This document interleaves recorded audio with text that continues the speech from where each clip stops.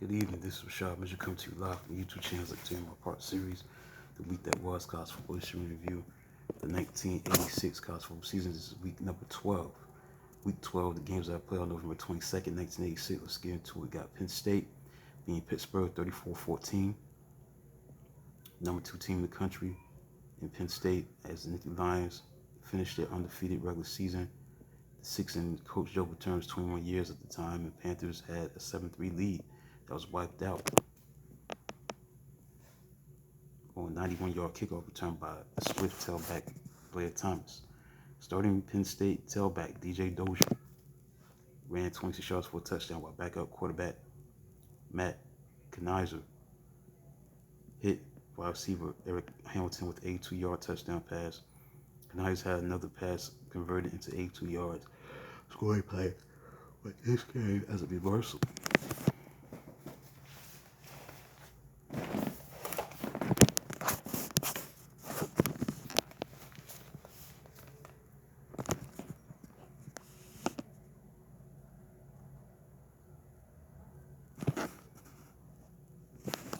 Because interception touchdown returned by Pitt safety Troy Washington.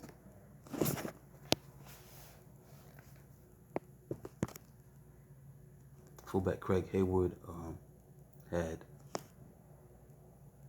bowled for 2-yard touchdown for Pitt's first score. It was the first rushing touchdown was surrendered by the Lions defense in 22 quarters. Now this win was Coach Joe Paterno's 198th, tying with Dana X-Bible for 9th all time.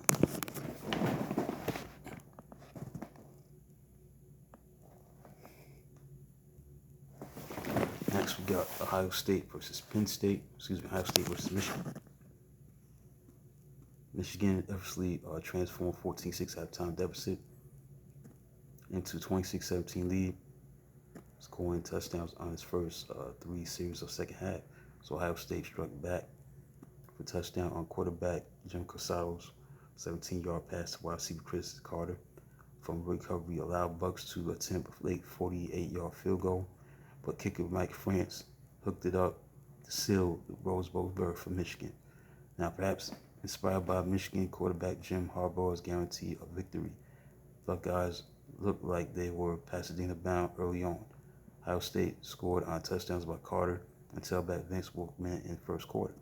Harbaugh and tailback Jeremy Norris gradually sparked Wolverines 529 yards. So they went ahead at 19-17 when Ohio State linebacker Chris Spielman bid on a fake to allow Morris to race 52 yards to set up own 8-yard touchdown run. But Morris runs quickly set up Wolverines' third straight touchdown, scored by backup tailback Thomas Witcher on a 7-yard run. Oklahoma beat Nebraska 20-17. Oklahoma could pass after all, completing Sooners' largest comeback during wishbone era. Quarterback Jamel Holloway hit tight end Keith Jackson from 17 yards out to tie the game at 17-17 with 1:22 left. Huskers had squandered a 10-point lead, soon punted. Jackson again got free, hauling in one-handed 41-yard catch with 9 seconds left to set up a kicker, Tim Lasher's winning 31-yard field goal. Nebraska, who scored first rushing touchdown against Sooners defense all season, had taken 17-7 lead when quarterback Steve Taylor threw 25-yard touchdown to wide receiver Rod Smith. Arkansas beat Southern Methodist 41-0. Quarterback Greg Thomas rushed for 113 yards, 3 touchdowns to help Arkansas keep its Cotton Bowl hopes alive. Thomas' 3 scores and 47-yard field goal by kicker Kendall Trainer provided Hogs with a 24-0 halftime lead. Arkansas rushed for 422 yards in earning its first victory at Texas Stadium. Mustangs quarterback Bobby Waters threw for 191 yards in final game before the NCAA lowered death penalty at SMU.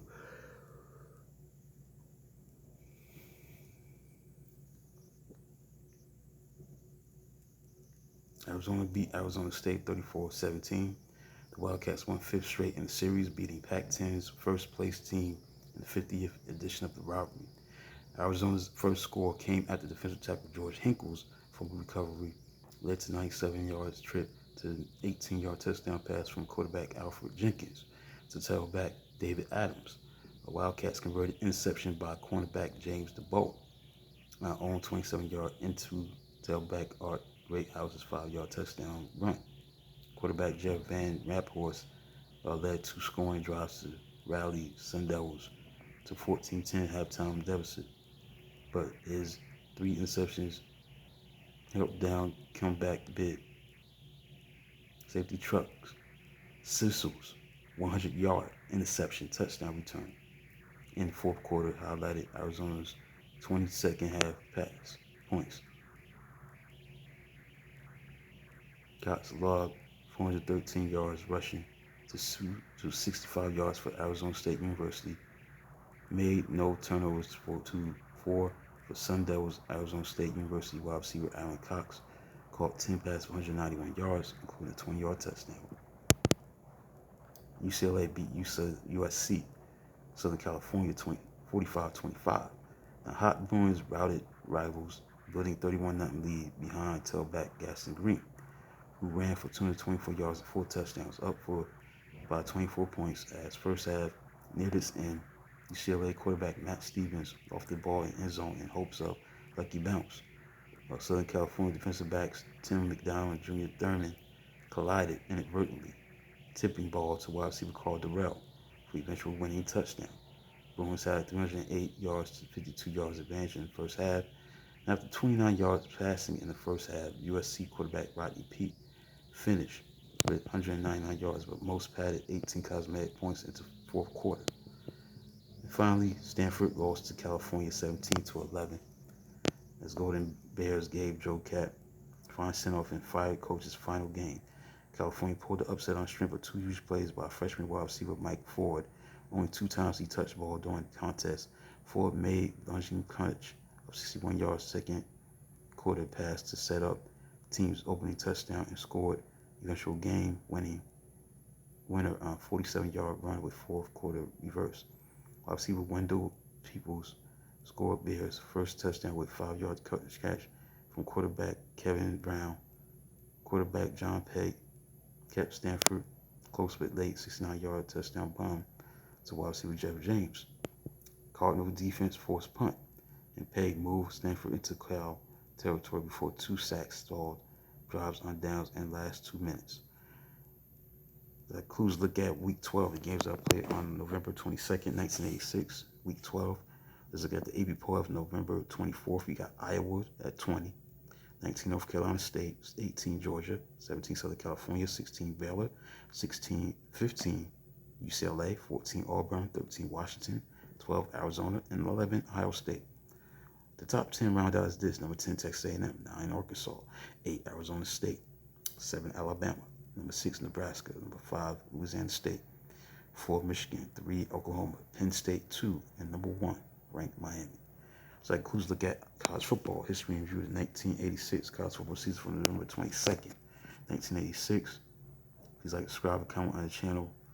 Do a video of this magnitude maybe on Sunday, maybe not tomorrow. I don't think so.